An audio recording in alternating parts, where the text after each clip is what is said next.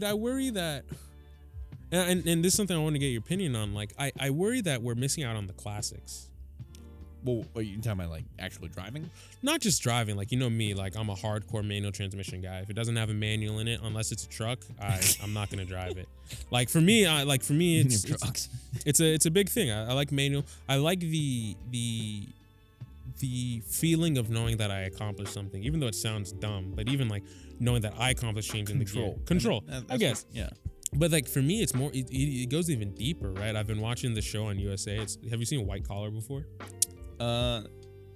He's the old.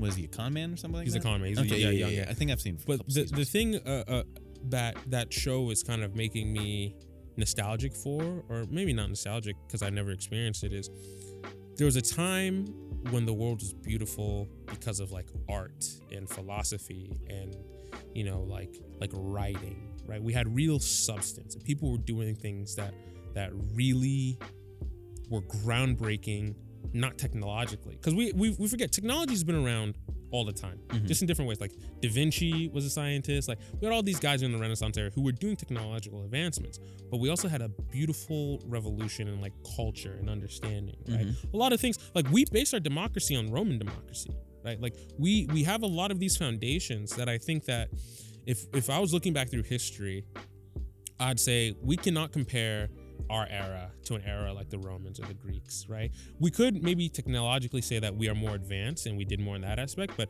as far as like a culture moving the needle forward and becoming more rich people, I don't think we can say we've done that. I mean, definitely a tough comparison, and that's one of my favorite, time periods to study. Yeah. It's just so fascinating. Bro, it was like, and like for you, because you're a big like architecture guy. For me, it's more like the writing, but like we can both sequester something from that era. Like what new architecture has come up since we've been alive? Maybe like the modern stuff, or like the all glass buildings. Yeah, which I like. I mean, I like both spectrums, kind of the old style and new style. But in terms of like, I mean, you think about it, the Golden Gate Bridge was made back in the early 1900s. I can look it up, dude. Yeah, and you think how advanced it was for the time. I feel like have we created anything that's kind of not along physically, those lines? Not physically. Yeah, I feel like our generation is technology based, like phones. Remember the BlackBerry and the Palm Trio were bigger flex than an iPhone.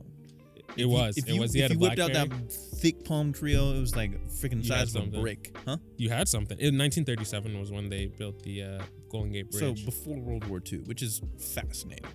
Right. Think of what's something. There are a lot of things that have stood the test of time. That and it's kind of like why I love old things, like old trucks, old cars. My mother used to have a 99 Camry. My man, that thing is still running. It's not here, but it is still running. She gave it to my aunt. Oh, okay. It is still the green one? Green one? Okay. Every time, not the blue one. Every time you put that key in that ignition and you spark it, it goes, "Yes, ma'am, I'm ready to work." And for me, it's like, how does Toyota make money? Like you have these things that run forever, but it's more so kind of speaking to the craftsmanship of back in the day, right? Like things were made beautifully and thoughtfully back in the day. Bro, I'll agree on one of these guys. I get a new iPhone every year. And like in getting a new iPhone every year, I'm like, this is kind of, it's like, it's important in my life, but it's worthless to me. Like as a tool to make my life better, it does. I can't take away deny the fact that my iPhone makes my life better. It helps me a lot. But as far as like me caring for it, that's why every year I get a new one. I'm like, I run these into the ground. Let me get a new one. Like my car, my mother's old car. Like there's certain things, like my dad has this really old watch. Like that thing is the beauty and care taken into creating that device is so, it's such an immaculate piece of just thoughtfulness that went into it. I'm like, this means something to me. I don't think we create things like that anymore. No, and I wonder if it's just volume driven nowadays. You just have like so much. Yeah, so like, I mean, the reason why I switched from Apple over to Samsung was I was sick and tired of Apple's complacency and lack of innovation. What they do is fantastic. They're very good when they kind of adapt, but I kind of like the leading edge kind of technology, coming through with some of the stuff. And so I feel like, something for like cars, there's not big generational gaps. Like my car bro, the 2017 was like the same as the 2020. They added a very small thing. So like, what incentive do I have to upgrade? Yeah. You know, that's kind of, you know, my rationale behind it. But in fact, in terms of overall, I feel like maybe society, you know, people in general, social media kind of feeds into, you have to have the next, you're gonna have the best thing. Why? To keep a specific image. It makes us, and I think you're right. It's disgusting to me because it makes us not appreciative. Like, if we really sit down and think about it, if you have an iPhone 8 or 7, hold that shit dearly. Like, it is such a beautiful piece of machinery that makes your life. You can call people. Like, I remember one time when I was a kid, we got in an accident or our car broke down in the middle of nowhere. Like, nigga, you can't call AAA. Like, you are SOL. But like, the things that it allows us to do, but we look at them, we just throw them by the wayside. But it does everything that sure doesn't have the best processor, the resolution on the screen it doesn't have the best camera. But iPhone 7 does everything you need to do. Core value of what you need for, you know, social media, you know, phones, texting, bro. It does everything. Bro, did I tell you that one time I had my old iPhone, like my iPhone 10 or something, and kept on dropping calls. Remember, my phone kept on dropping calls. And so I went to the Apple store and I'm like, hey man, like my phone keeps on dropping calls. He's like, the first thing he asked me is like, how long are you on the phone for usually? I'm like, maybe like an hour and 2 hours. He's like, yeah, you're on the phone for too long. I'm like, what did you just say? I mean, it would drop like even after a couple minutes. True, though. But then he's like, yeah, it was not designed for that. Like, my nigga, it's a phone first. Like, what? And it's the things I worry, like in like, maybe there's something I don't talk to you about a lot of, like, bro, I sit down and I have constant worry about where things are going. Like I sit down and I worry about our, like, how are we gonna be when we're 40 years old? Like, what values are we gonna have? Like, what are we gonna instill into the next generation? I think one thing that we're doing that's pretty decent is like social justice, right? Much as like a social justice warrior sometimes will rub me the wrong way. I think the idea that we want to have equity and parity socially is very good. I think that's a very good starting point. Do I think it goes too far sometimes? Absolutely. Do I think it's the right mindset? Absolutely. But I other than that, I don't see us like. When's the last time you saw a piece of art where you're like, damn, that's like, and I don't know how you feel about art, but like, when's the last time you saw something created physically, or a piece of writing, or you know, I don't read. Yeah, or like, or not even a piece of writing truly, like you like a television show. Like the last show I watched, a movie that I watched, and I'm like, yo, this is an amazing piece of like writing, was Hell or High Water, the movie. I thought the dialogue in that movie was fantastic. But in I could watch that movie based on the dialogue. There wasn't a lot of action. The dialogue was so rich that it took me away. But like, without watching like an action movie, right? The next thing to it is like a comedy, and comedies, I think even those are getting a little dry. You know, I don't think we have substance anymore. So for me, you know, modern art, some of this I'm like, oh, this is fantastic. And like, bro, like, nigga, that's a sock. I can do that. Yeah. What I really like is, I think people who turn like sketching. I think people that do sketching and make stuff look realistic, that stuff blows my mind. Because really? Yeah. I can hardly do a stick like figure. Realism. Yeah. But like sometimes you see like these paintings, like a white canvas and then a black box, and it'll be so $2 million. I'm like, nah, man. And that's not me. Microsoft Paint could do that. Yeah. Bro, and that's the thing is like,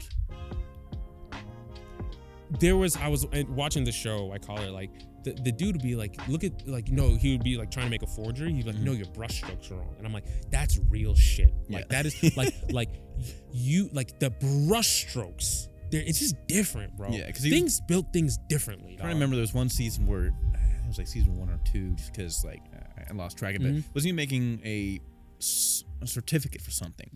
Can't remember what it was. And he's like, oh no, like the banding. Yeah, bro. Yeah, like that's attention to detail. That's like, that's what it is. Because we can mass produce so much stuff, we don't have attention to detail. Yeah, like we really don't. You know, one thing, you know, I look back and wish we had more time in Amsterdam was go to the Rijksmuseum.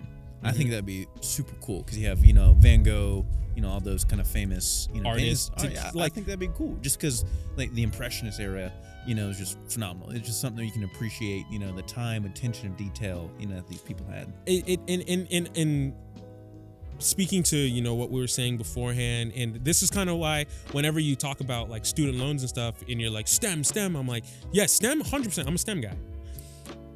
We need to also appreciate the classics, not because everybody should know art.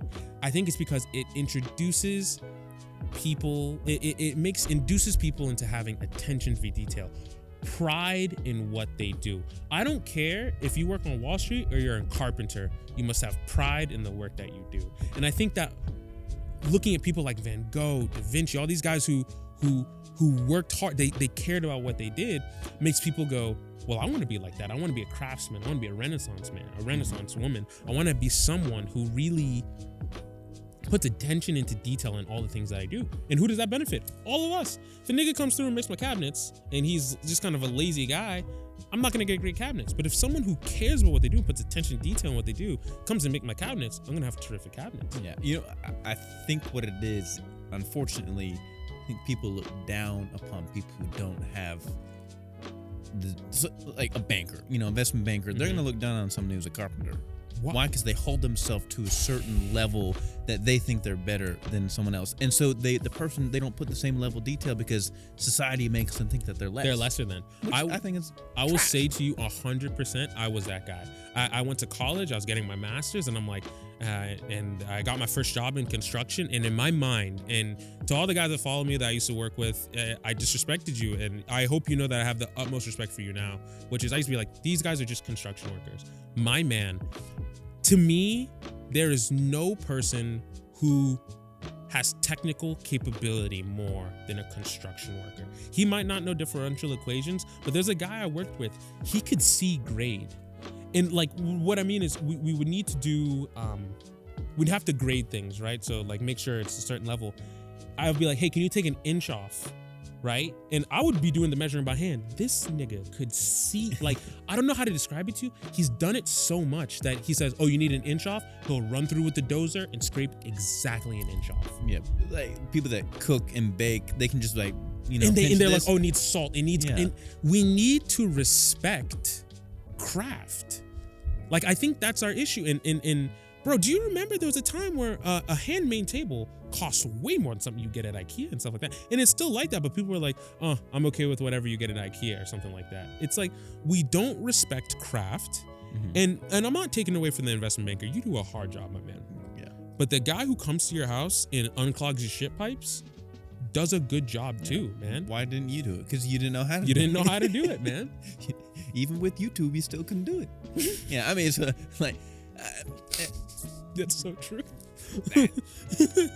like the guy who comes when your car's, that's why when you go to a mechanic, you can't do it yourself. And then you look down on the guy who fixed the thing that you need to get to work. What's wrong with you? Yeah.